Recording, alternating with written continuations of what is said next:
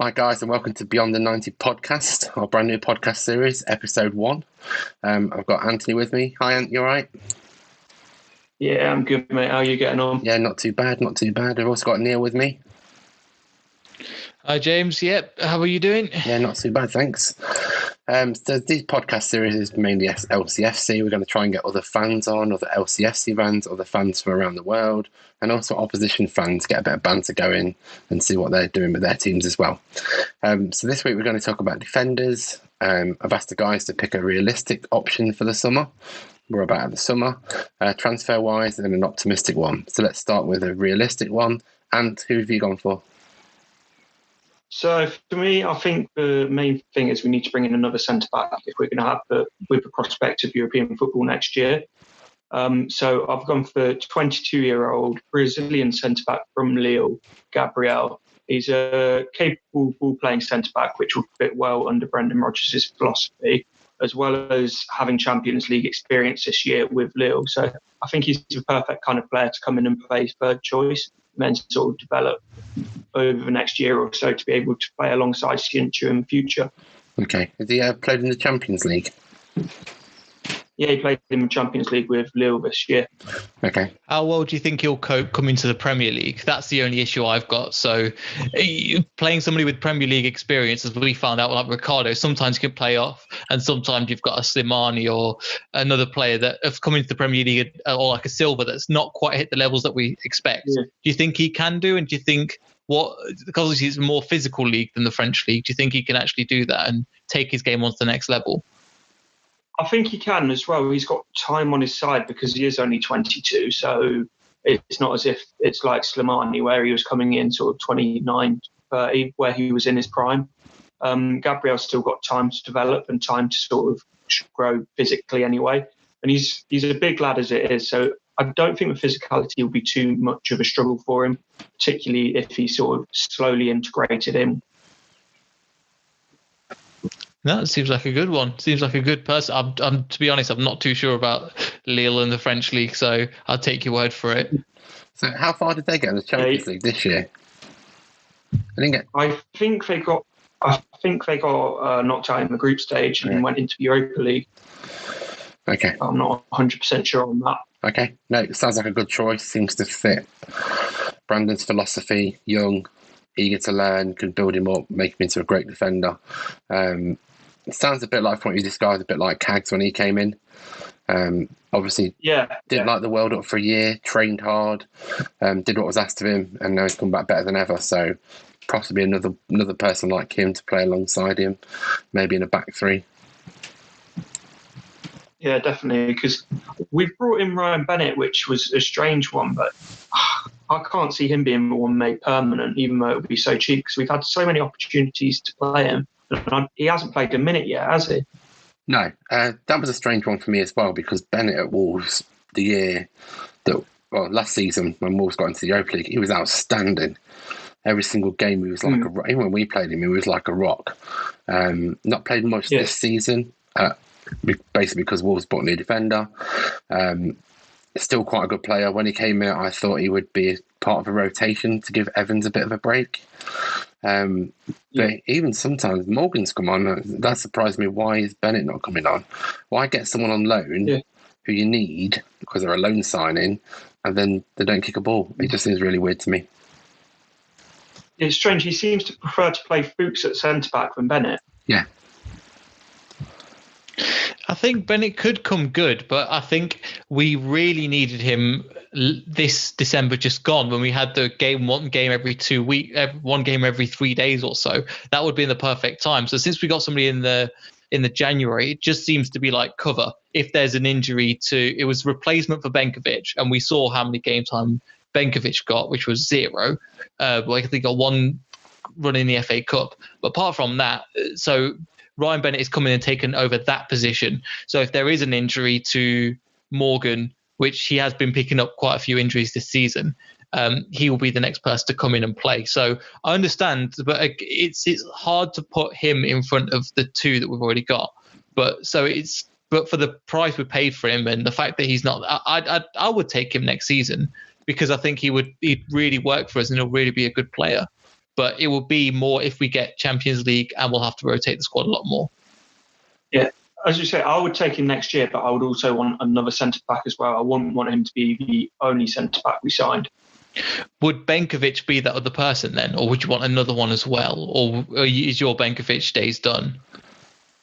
I don't want to say he's done because I don't want to write him off yet, but you can't be relying on someone as injury-prone as him, who's gone to the Championship and, let's be honest, hasn't particularly lit it up in the Championship.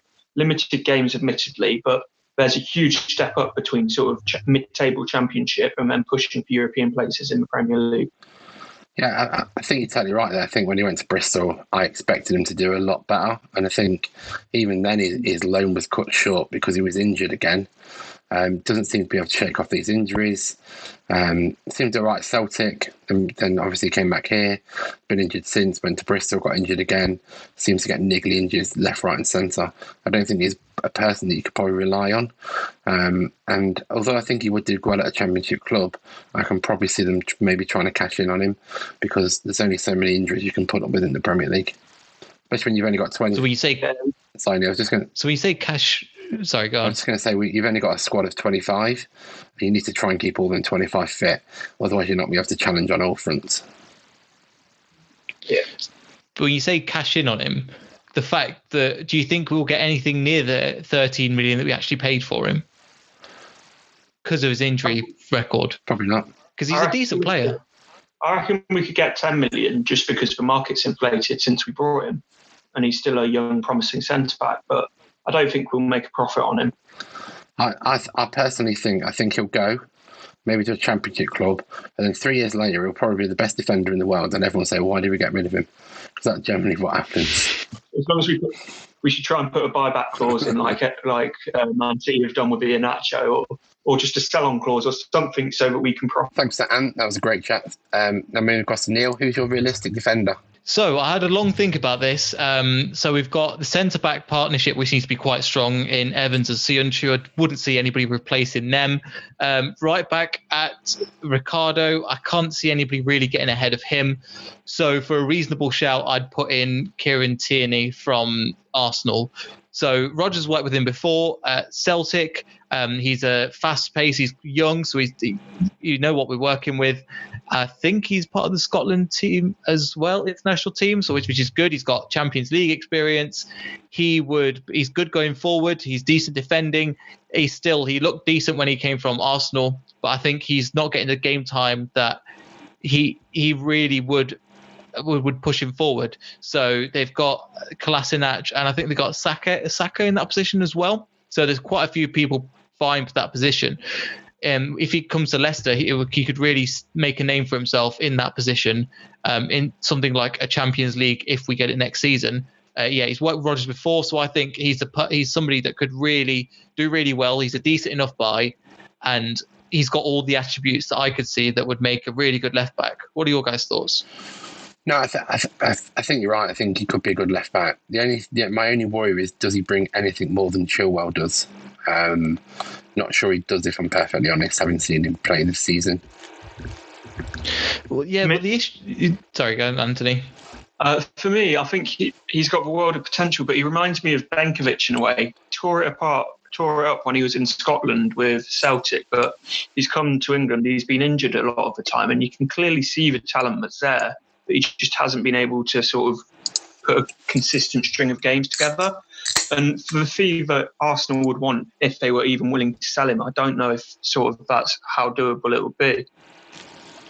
Yeah, I can see what you mean. It's definitely a good point. I just think that eventually we're going to need some kind of replacement for Chilwell. And with the way that the current market is going, we need a fullback that's going to be bombing up and down. Yeah. So the old fullback that we used to have in Fuchs, I think we've seen him. We've talked a bit about it as well. He'll play in a back three. I can't see him playing an out-and-out winger, left back position. So in that, we got to kind of match like for like. So I can't really think of too many other left backs that I would really take in about the same position, because any left back from England or the UK is going to be expensive. Obviously, it's Arsenal, and or we're going to have to get somebody completely unknown and train them up.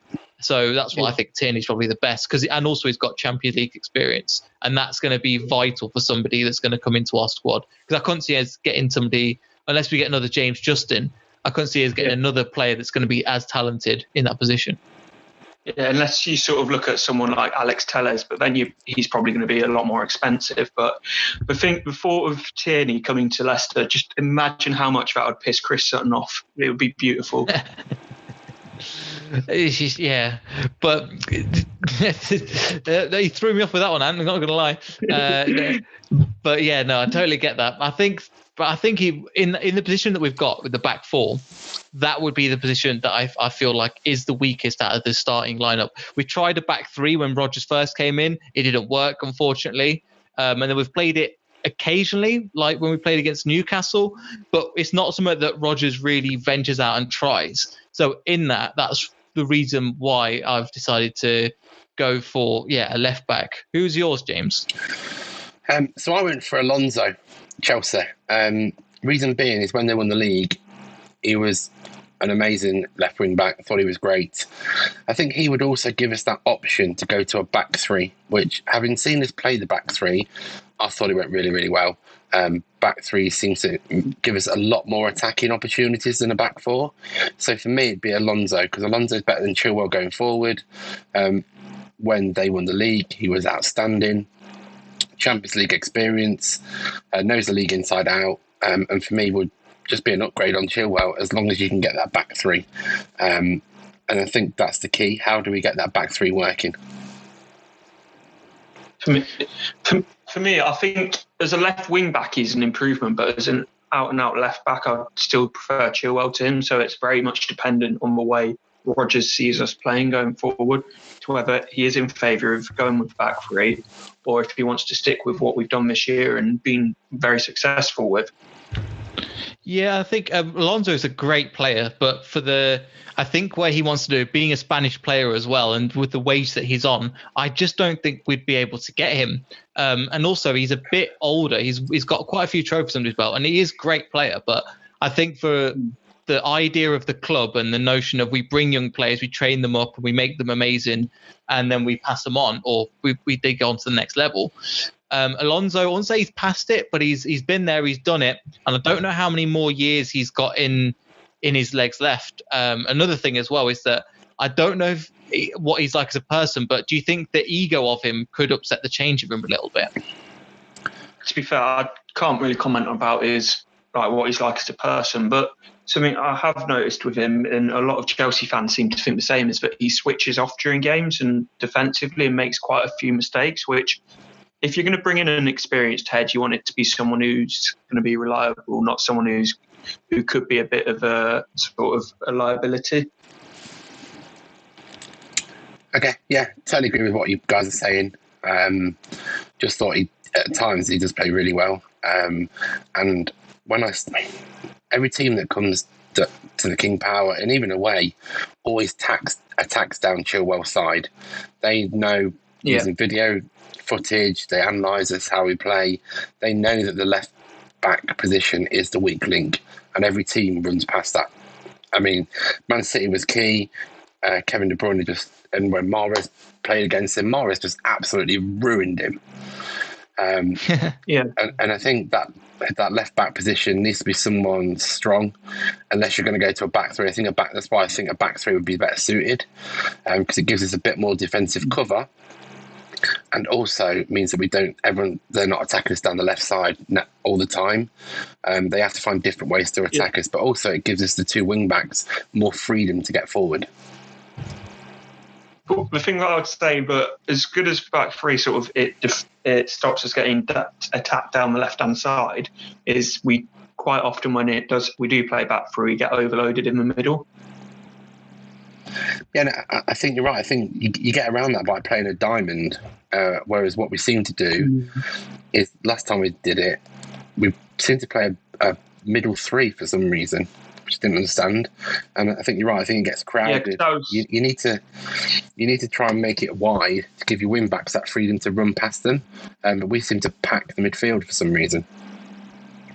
So in this diamond, you've got 3 at the back, and then you got a midfield diamond. So you play 2 up top. So you play Vardy, but who would you play alongside him?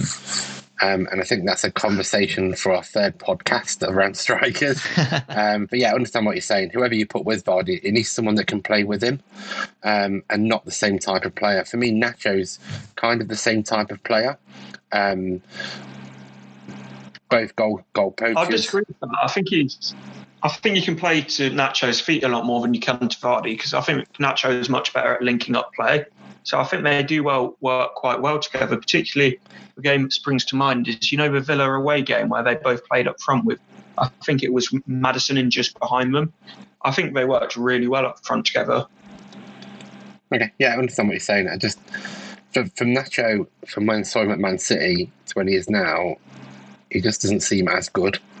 I think the reason for that is that Kevin De Bruyne was putting it on his foot every time. And with someone like that in the team, you get good strikers. So I think Nacho is great in front of goal. It's just how do you get the ball to his feet in front of goal? Because we struggle to do that when he plays.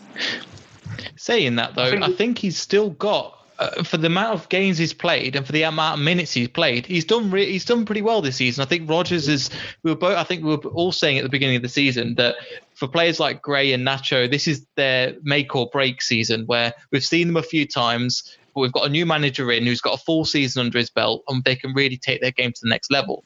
So I think Nacho has actually stepped up to the plate, and he's the perfect striker we need behind somebody like Vardy, because in years to come, Vardy's not going to be there. And Nacho just seems to be getting better and better with time. He's played Premier League experience. We would like another player, but it's going to cost an absolute fortune. So I think going forward next year and so, Nacho would be a great solution. Does I think he can play alongside Vardy? I think he can. I think somebody like a Perez or a Barnes would be better alongside Vardy, but as a long-term replacement, I think Nacho could come good.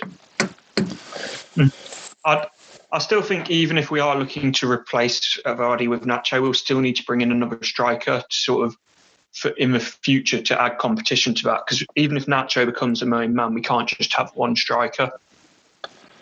No, I think you're right, and I'm going to bring everyone back on track with this conversation and not talk about strikers anymore. So going back to optimistic signings, Neel, do you want to go first this time? Sure, yeah. So as I was saying before, because we've got the position of the back 4 that we were talking about, the weaker position is Chilwell. So I was thinking, what player could be good at defending, good at putting in a cross, and I think we could. It's a far reach, but I think Andy Robertson, it would nail it beautifully for us. I looked at going for I've got his name, the Brazilian left back, plays for Real Madrid, Marcelo. If we could get him in, but I think he's a bit old and he wouldn't fit. I think he'd want to be the star of the show, and I couldn't see him really coming down. Somebody like Robertson. The work rate is there, the defensive is there, the ability to swing a cross in is fantastic, and he's only 24. He plays like an absolute machine, and him in our squad, I think, would be a really, really good signing. Thing is, didn't they get him for proper cheap from Hull as well? So it's almost as if we need to find the next Andy Robertson and sort of turn him into the gem, if that makes sense. I think we might have that in James Justin. I think he's the next up-and-coming player, because what I've seen of him so far has been brilliant. But yeah, you're right. And that's the Leicester philosophy as well, where you take a player that's not as good and then you make them into this new superstar. For now, I think Robertson is getting towards that superstar status that, again, as a defender, we could really, really use. What are your guys' thoughts? Yeah, I think... it would cost a lot. Sorry, and I was just going to say, I understand what you're saying about you need to find the next big thing. Probably someone like Alphonso Davies at Bayern Munich. He's supposed to be the next great left back, but I think we need to start looking at people's youth systems and try and scout that. James Justin, I always get surprised by this. Why he can play left back or right back, which he did for Luton. I've never understood why he's not just, when Chilwell was playing bad this season, why he's not put James Justin in. He's young, he's hungry, his pace is great, and every time I've seen him play, he seems to play really well for us. I think he maybe just doing a Soyuncu. Like, we kept him in the team towards the back when we had Morgan and Evans as a centre back pairing, and Maguire as well, that were there. And then Soyuncu was there for a year, developed with the squad. And then when Maguire left, Soyuncu slotted perfectly in and has just gone on to great steps since then. So they are preparing for that. So I think that's where Justin is. And again, he's looking better than Soyuncu was looking last season, which is a brilliant thing to see. So they are preparing for that. And I get what you mean. When a player is out of form, you should take them out. But I just don't think that's the way Rodgers works as well. And that's not just been a criticism on him. That's been with Claude Puel and stuff beforehand. What do you think, Ant? I know you were going to come in. Yeah, I agree. I don't think that Chilwell's been particularly great this season. And it's been a bit of a shame not to see more of Justin, because Chilwell could have an absolute stinker and play week after week, which it must be a bit demoralising for Justin. But I think give him time and we'll see an absolute superstar with him. Yeah, I think you're right. I also think Neel Andy Roberts is a great shout. I think he'd do really well for us. The way he plays for Liverpool has just been outstanding all season. Considering he came from Hull, nobody really knew about him before he came to Liverpool, and now look at him, he's just immense. So yeah, I'd go with that one. My only probably disagreement was how you're going to pay for him and his wages, because to prize him away from Liverpool would probably... The thing is, as well, I can't see him leaving Liverpool anytime soon with sort of the squad, the infrastructure they've got around there.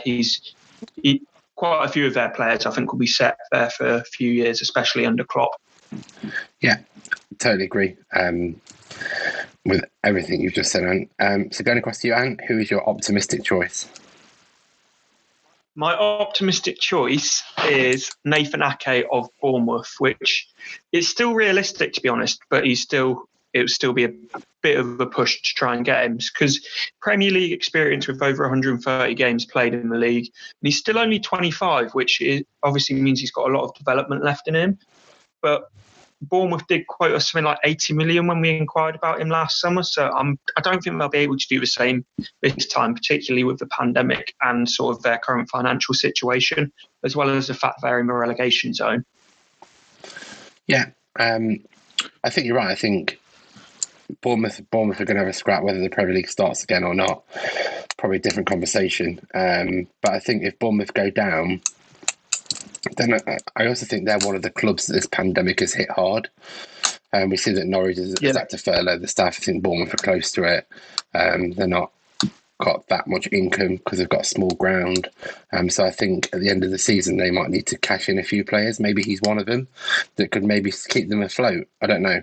I think it all depends if they go down or not. I think if they stay up, they probably won't. But if they go down, then they are going to need money because the parachute payment's not going to keep them afloat next season. I think it's good, but I think the only issue is, obviously, if you buy something like Ake, he'd be the long-term replacement. So what I'm thinking is that would him and Soyuncu play alongside each other? That just seems a bit inexperienced, and there's not really a big guy that can really lead from the back in that example.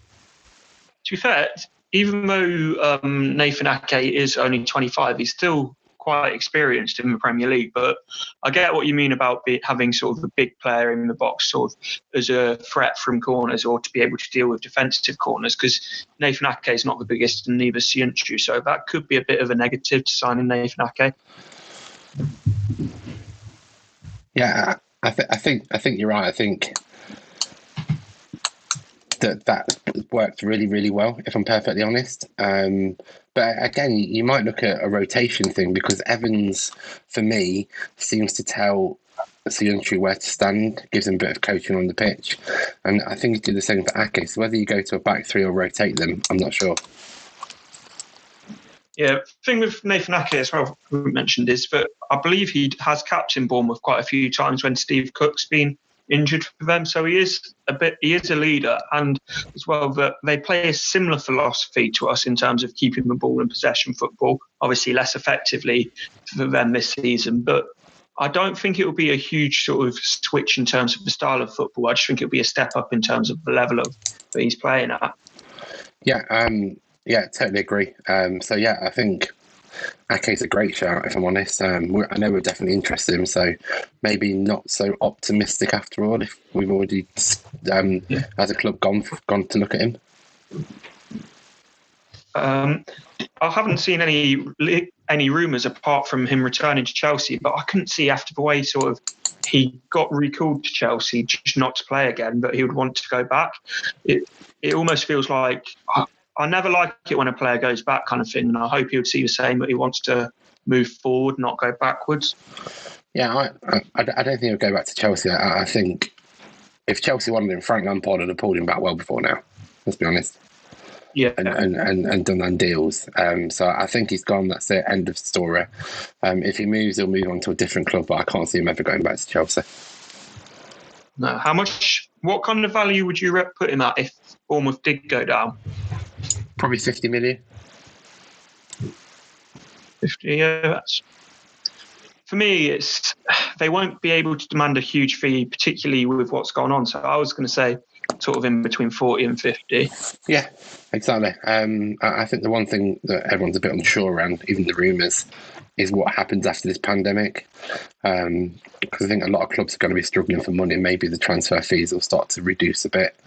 Or no one will get sold or bought because no one can really afford it because of agent fees and everything else that goes with transfers. I think it's definitely going to be sort of the clubs like Bournemouth, Norwich and stuff who've got some very talented players but don't have the funds. I think they're going to be the ones who struggle the most to sort of hold on to players because they're going to have to sell at reduced fees.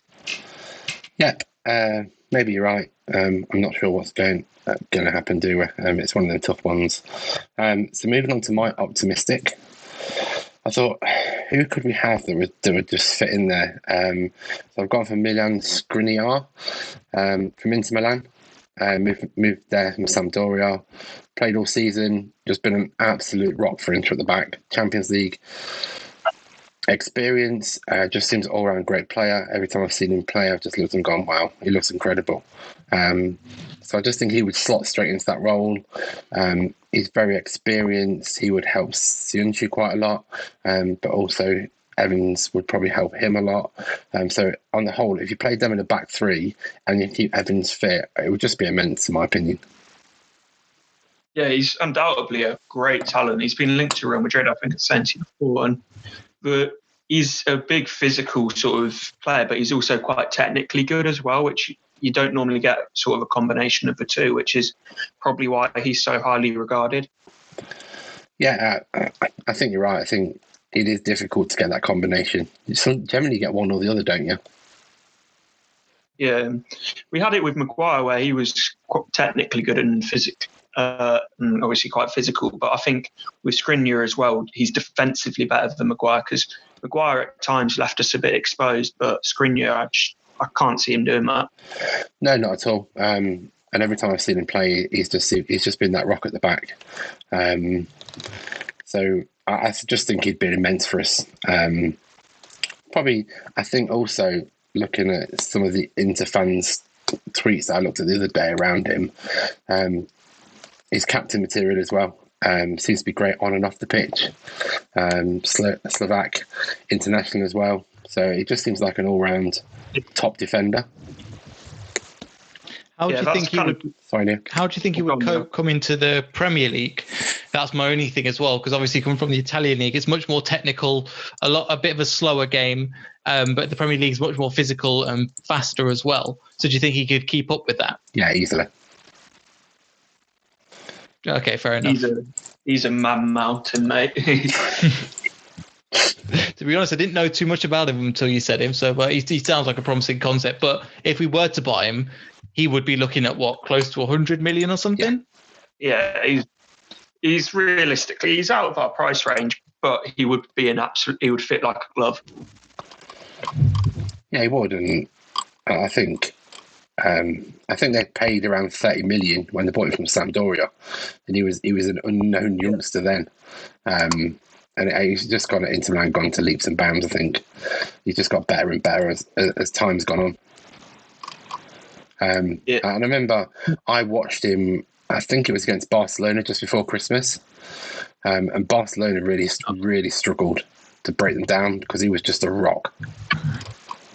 Yeah, they've got a proper solid defensive backline, haven't they? Because they've got that Dutch guy as well, De Vrij. Is it De Vrij? Yeah, got a really good backline. Yeah. So also about this guy, is he tall? Is he, because the thing I think we're all missing from this is because something that we're missing from Leicester at the moment is a guy that's good at set pieces that can head the ball in. We've seen Johnny Evans do it a couple of times this season, but he's not quite the same as, especially when you get rid of somebody like Maguire. Could he come in and replace that from a set piece perspective? I think so. Every time I've seen, I'll be honest with you, Neel, he's great in the air. He's 6'2". He's got that domineering presence. Even when balls are coming in, he always heads them out. Every ball comes, he heads out. He's great attacking ball. I think he scored 1 goal this season. I think that was with his head. So yeah, I totally agree. What we miss from set pieces is when we have corners, we don't know who we're aiming for. Even when, so if you go back to when we won the league, corners, Hoof and Morgan, that's who we looked for every single corner. Them two would attack the ball. Even going back to the 90s, Steve Walsh, Matt Elliott, they're the ones you'd aim for. This year, we've got no one that really we aim for. So when Matt is... We play it short and sort of try and pass it through from the corner, which doesn't work. We've only scored a couple of goals from corners, and they've just been sort of to Ndidi, who's as good as Ndidi is. He's not the man you want to be looking for from a corner. No, I think you're right. I think Ndidi's great with his head, but you will need a defender that knows how to defend corners, so they know where the ball's going to go, and can attack that with pace. And I think we missed that kind of target man. And as Neel said, that's what Maguire did, and Maguire did it really, really well. And in the end, he'd take players with him. Even if we weren't aiming for him, he'd take 2 to 3 players on the back post with him, and it takes defenders away from attackers. So I think it works really well. So I totally agree with you, Neel. We probably need someone like Maguire. Can we get Söyüncü to do it? Possibly. Söyüncü seems better on the floor rather than at his head, I think. Yeah, I think so too. And they have been trying with Johnny Evans to get in that position. He has scored a few, but at the same time, he's missed quite a few golden opportunities, I remember. And for somebody with his experience, again, I can't complain too much because defensively, that's where we want him. And he's absolutely brilliant there, the way he's trained Söyüncü and stuff like that. But from a perspective, I don't think he's really been the main target guy to stick it on his head and get it in the back of the net like a Huth or like a Maguire before. That he doesn't. So sometimes there's been an open goal or a cross that's come in and he's unmarked and he's just missed the target or he's not been quite there. Do you think that's something that we could train Johnny Evans in, or is he just a bit too old for that? I'm not sure.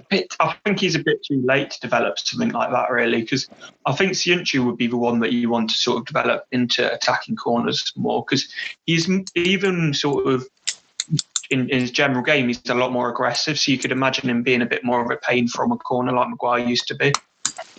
Yep. I think you're right. I think Söyüncü is probably your best one. Also with Söyüncü's pace, the thing you need also is pace. If you miss that ball, you need to get back quick. And you'd want Söyüncü because of his pace, because he's the one that will get back quicker than anyone else. So I think that's probably the way to do it. So anyway, guys, it's been a great chat. We're back next week to talk about midfielders. I think we'll go the same again, guys. A realistic one and an optimistic one. Maybe even stretch it a bit further. And is there anyone you'd probably sell to make room? I can already imagine who you're saying that we're going to sell, James. That predictable. Right, guys, it's been great. Great. It's been a great podcast. We're back next week, so everyone listen out for our episode 2.